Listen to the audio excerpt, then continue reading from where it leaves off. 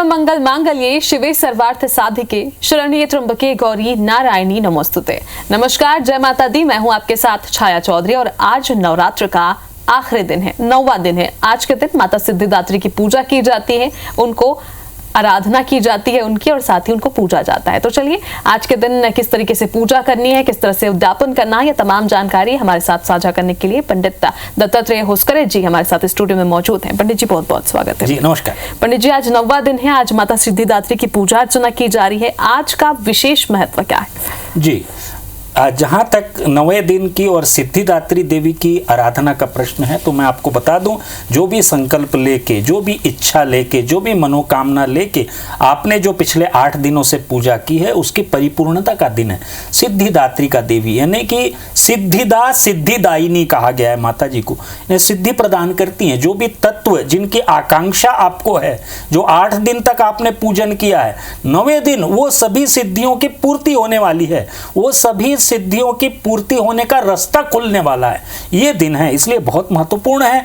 इस दिन पूजा करने से चंद्र की शांति होती है। यदि आपकी कुंडली में चंद्र नीच का है, किसी भी तरह से विपरीत अवस्था में है, राहु युक्त है, केतु युक्त है या शनि युक्त है, तो ये दोष का निर्माण हो जाता है। तो माता जी सिद्धिदात्री की आराधना करने से आप देखेंगे कि चंद्र की शांति हो जाएगी। यदि आपको ऐसा लगता है कि आप बहुत ज्यादा कठोर हो गए हैं, आपको ऐसा लगता है कि बहुत ज्यादा भावनात्मक विपरीत अवस्था में आप आ गए हैं, तो ये सारे के सारे दोष जो हैं आपके शांत हो जाएंगे। मां सिद्धिदात्री सभी मनोकामनाओं को पूर्ण करने वाली इष्ट देवी हैं। माता जी की आराधना करके आप सारी के सारी अभिष्टों की सिद्धि प्राप्त कर सकते हैं। जी, और इसके साथ ही आज उद्यापन कैसे करें पंडित जी? चूंकि आज 9वां दिन है, आज उद्यापन करते हैं जो भी व्रती हैं वो। जी, जहां तक उद्यापन की बात है, मेरा निवेदन आपसे ये रहेगा कि इस दिन कन्या भोज का विशेष महत्व होता है। यदि आपने पूजा की है तो कन्या जो 1 वर्ष से लेके 11 वर्ष तक की जो कन्याएं हैं, उनको आप इस दिन विभिन्न तरह के पदार्थों का भोजन करा के और साथ ही साथ सौंदर्य की सामग्री देके, अन्य कोई भेंट देके, उनका विशेष रूप से उनका सौंदर्य श्रृंगार करके यदि आप उनको भोजन कराती हैं, तो एक तरह से 9 जो स्वरूप हैं माता जी के, सभी की आराधना हो जाती है। इसके पश्चात जहाँ तक हवन की बात है, तो पहले आप हवन करें। हवन कैसे होता है? हवन जो भी मंत्रों का आपने उच्चारण किया पिछले 8 दिनों में, 9वें दिनों में उन्हीं मंत्रों के साथ आहुति देनी है आपको। यदि वो आहुति देने, नवग्रह जो आपने स्थापित किया है उसके मंत्रों की आहुति, षोडश मातृका जो आपने स्थापित, ये देते हुए हवन आप कर लेते हैं, तो ये पूर्ण समापन की ओर आगे बढ़ जाता है और प्रशस्त हो जाता है कि अगले नवरात्रि को इसी तरह से आचरण व्यवहार आप करने वाले हैं। और जहां तक पूर्णता की प्राप्ति है, तो इसके पश्चात आपको जब भी आप सब भोजन इत्यादि करवा लें, कन्याओं को उनका श्रृंगार इत्यादि करके पूरा का पूरा पूजन समाप्त हो जाए, सभी को भोजन करवा दें, उसके बाद फिर स्वयं भोजन करें। ये बात का विशेष ध्यान रखें कि जिन तत्वों का आपने कन्याओं को भोजन कराया है, जिन तत्वों के साथ विभिन्न लोगों को भोजन कराया है, उन्हीं तत्वों के साथ आपको उपवास खोलना है, यानी कि आपको भोजन करना है।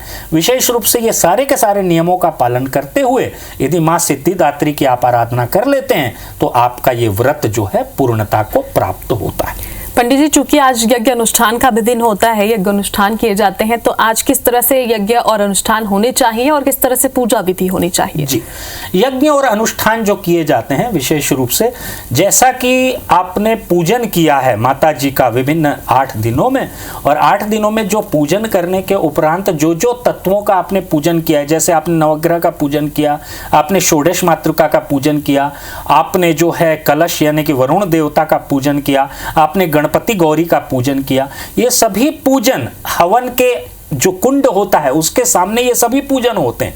ये सभी पूजन होके फिर उन्हीं के मंत्रों के द्वारा आहुति दी जाती है, तो ये यज्ञ और हवन होता है। इस तरह से हवन इत्यादि करने के पश्चात जो पूरी हवन की प्रक्रिया है, जिसमें आहुति भी होते हैं, पूर्णमदः पूर्णमिदं पूर्णात् पूर्णमुदच्यते, ऐसा कहते हुए आहुति दी जाती है। उसके बाद सहस्र धारा होती है।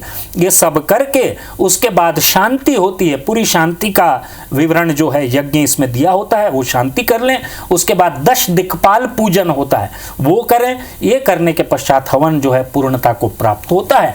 ये पूर्णता होने के पश्चात फिर जो है आरती इत्यादि करके हवन की समाप्ति होती है। जी, चूंकि आज 9वां दिन है पंडित जी, तो आज के दिन दिशा और ग्रह की शांति कैसे करें? जी, सबसे पहले तो मैं आपको एक बात बता दूं कि इस दिन जो है माता जी का ध्यान मंत्र जो होगा वो वही ध्यान मंत्र होगा जो आप प्रतिदिन करते आए हैं। मंत्र होगा ऐं ह्रीं क्लीं सिद्धिदात्री देव्यै नमो नमः। इस मंत्र का आप जाप कर लें। और माता जी का जो मंत्र है, जो वैदिक मंत्र है, वो भी आपको बता दे रहा हूं।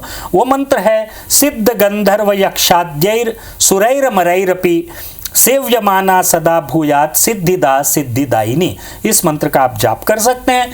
जहां तक भोग की बात है तो लाई यानी कि धान का लावा, इसका भोग आप लगा सकते हैं। और पीले रंग के वस्त्र यदि आप माता जी को अर्पित करें और स्वयं भी पहने तो इससे निश्चित रूप से लाभ होगा।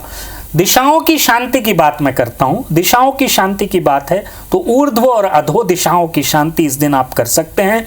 मंत्र होगा ह्रीं क्लीं शूलधारिणी देव्यै ह्रीं क्लीं। इस मंत्र का उच्चारण कर लें। ये यदि आप करते हैं तो रोगों से मुक्ति मिलेगी। विभिन्न तरह के रोग यदि जो आपको परेशान कर रहे हैं उनसे मुक्ति मिलेगी। और दूसरी महत्वपूर्ण बात, आपकी जो भी अभिष्ट आकांक्षाएं हैं उन सभी की भी परिपूर्ति होगी। जहां तक दुर्गा सप्तशती के अध्यायों की बात है तो इस दिन विशेष मेरा निवेदन होगा कि आप कवच स्तोत्र, अर्गला स्तोत्र, कीलक स्तोत्र और सिद्ध कुंजिका स्तोत्र, इसका पाठ यदि आप कर लेते हैं तो सिद्धिदात्री को, देवी को जो समर्पण हमको करना है वो सारा का सारा समर्पित हो गया। और हम जो अपने अभिष्ट की प्राप्ति, जो आकांक्षा की प्राप्ति के लिए माता जी का पूजन करते चले हैं, वो सभी के सभी हमारे को पूर्ण होते हुए दिखेंगे। जी पंडित जी, तो आज चूंकि 9वां दिन है, आज कौन सा पाठ करना चाहिए भक्तों को? जी, जैसा कि मैंने बताया, कवच, अर्गला, कीलक और सिद्ध कुंजिका स्तोत्र का पाठ आपको करना चाहिए। इससे निश्चित रूप से आपको लाभ होगा और अभिष्ट की सिद्धि होगी।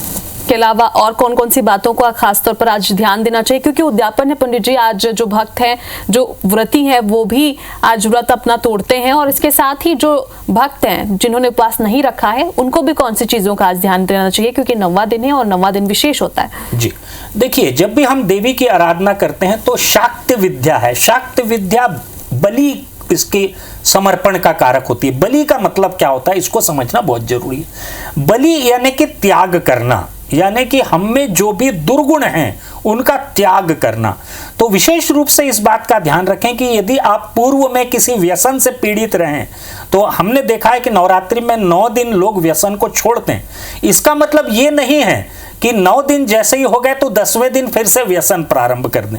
लोग ये गलती करते हैं। दुर्गा जी को, माता जी को, आदि शक्ति को यदि हमने कोई व्यसन को त्यागने के लिए हम प्रतिबद्ध हुए हैं उनकी आराधना के द्वारा, तो हमको इसको कंटिन्यू करना चाहिए। हमको विशेष रूप से इस बात का ध्यान रखना चाहिए कि यदि हमने दुर्गुणों का त्याग किया है, क्रोध का, वैमनस्य का और भी जो है हमारे अंदर दुर्गुण, उनका, व्यसन का यदि हमने त्याग किया है तो उसको फिर से नहीं चालू करना है, उनको त्याग करना है। यदि हमने फिर से चालू किया तो आदि शक्ति कुपित हो जाती हैं, क्रोधित हो जाती हैं। तो इस बात का विशेष रूप से ध्यान रखें।